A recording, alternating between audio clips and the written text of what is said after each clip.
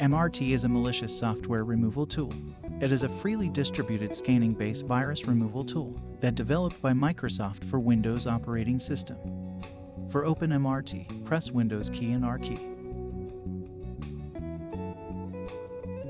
Run window will be open. Now type MRT and press OK.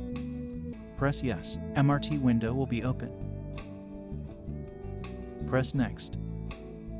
There you can see 3 scan types: Quick Scan, Full Scan, and Customized Scan. For Customized Scan, you can choose folder to scan, and press Next to start a scan. It's take more time to complete. But full scan can take several hours.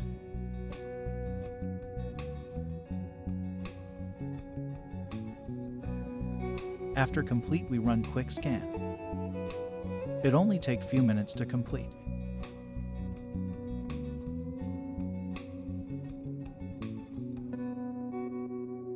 So that is MRT, a free scan-based malicious software removal tool.